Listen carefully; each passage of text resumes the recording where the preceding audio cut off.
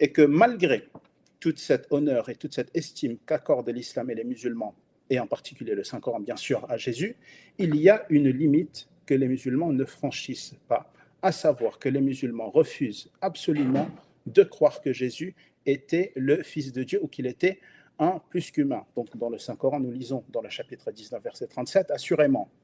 Donc Jésus déclare, Allah nous parle du message que prodiguait et que propageait Jésus au cours de son vivant.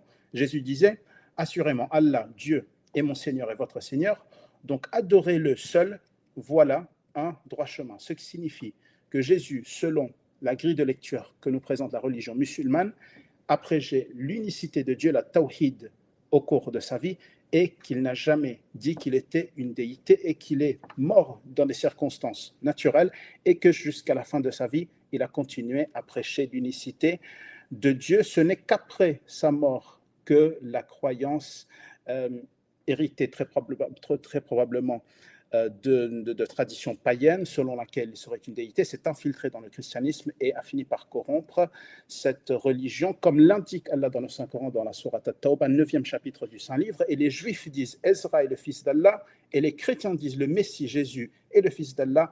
Allah déclare ce ne sont que des paroles émanant de leur bouche, ils imitent les paroles de ceux qui n'ont pas cru avant eux. Donc je vais terminer avec une parole de Sa Sainteté, le fondateur de la communauté musulmane Ahmadiyya, Hadrat Mirza Ghulam Ahmad alayhi salatu wassalam, qui déclare à propos de Jésus: nous informons nos lecteurs que notre croyance concernant Jésus est d'une très grande noblesse. Nous croyons très sincèrement qu'il était un véritable prophète d'Allah et qu'Allah l'aimait.